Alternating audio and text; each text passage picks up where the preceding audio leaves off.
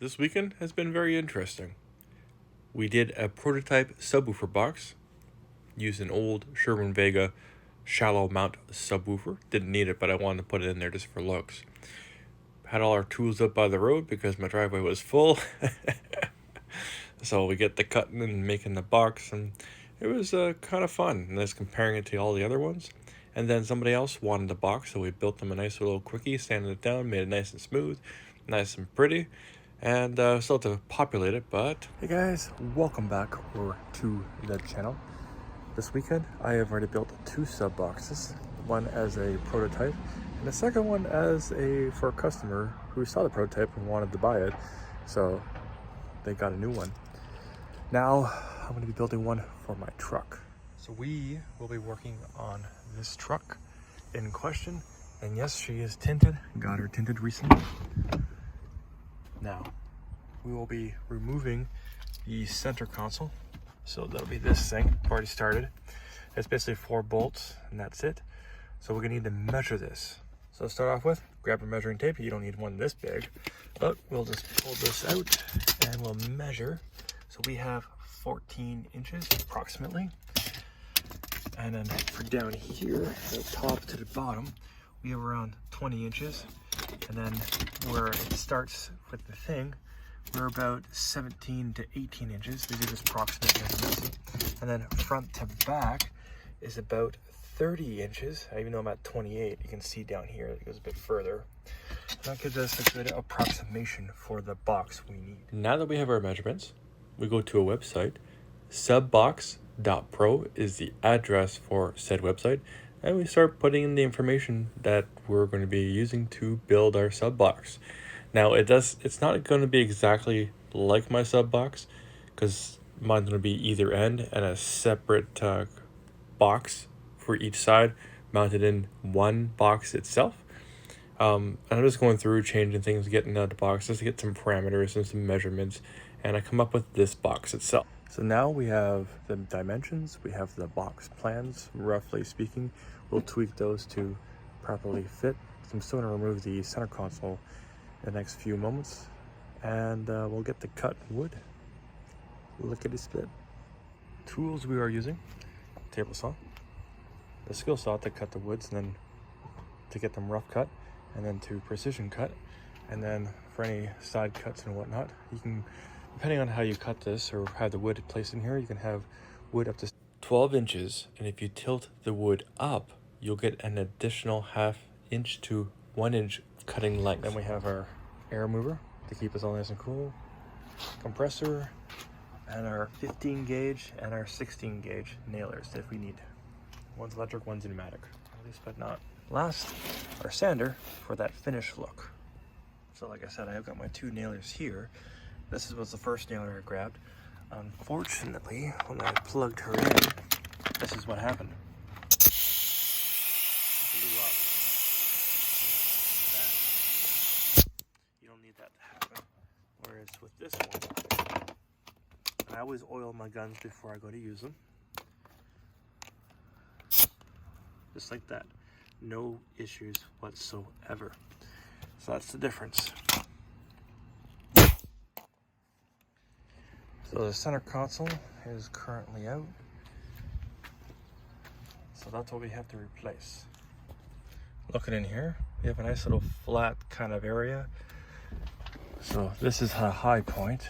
I'm not sure what this is. Oh, it's some sort of plug-in area, but this is at the same height. And over here, we just put a piece of wood across that, and that could be nice and sit pretty in this area. I like it.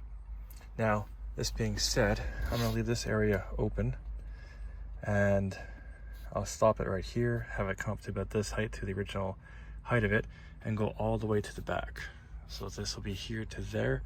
I think I'll have the one sub facing this way, so it'll be 2 separate boxes. So you have that partition in the middle, and then the other sub facing out this way. That will work.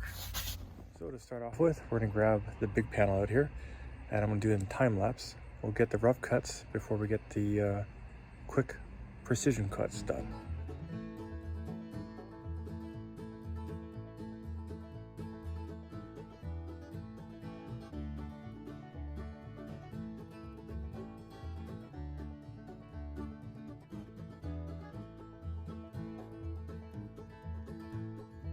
If you don't have a track saw, just grab your level or a straight piece of wood, put 2 clamps on either end, and get her cut.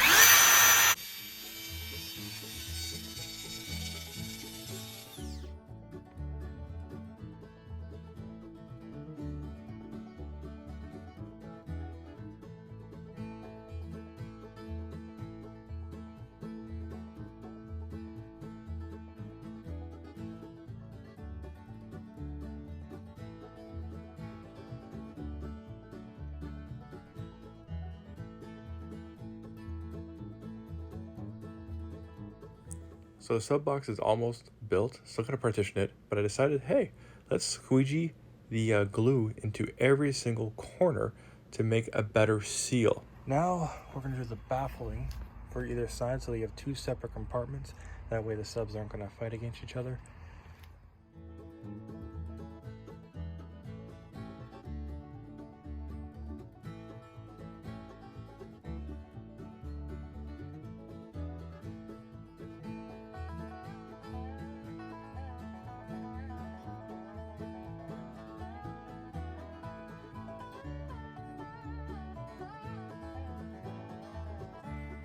Box is built. Now we gotta cut the spots for the subs.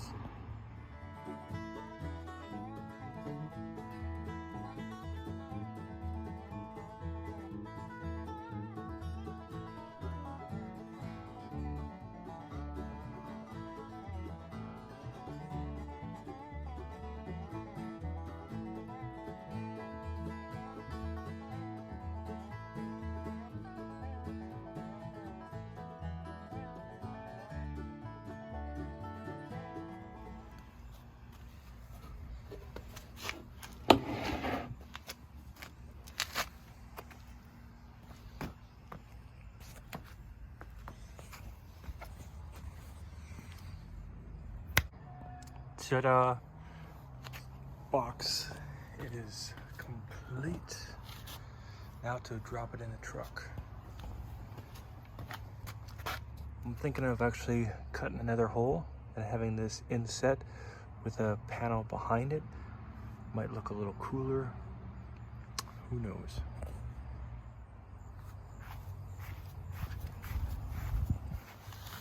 So guys, got the box in. And there's a bit of a problem. It's too tall. Originally, it was supposed to be this tall, and I doubled up the measurement on purpose because I wanted the internal volume. So I added 8 inches, and like, what's the worst that could happen? Apparently, this is the worst that could happen. It's not really a big deal. I'm gonna fix it later. I'm gonna take this out now because I can't drive with it like this. So I'm gonna take off 4 inches off this top and then 4 inches off the bottom there. And I might actually make some shallow mount subwoofer boxes out of the top and bottom. So it's not wasted material, just kind of funny the way it happened. That being said, guys, hope you liked this video. Hope you found it informative. If you have any questions, comments, concerns, leave them down below. Get back to you as soon as I can. And I'll catch you all in the next one. Peace.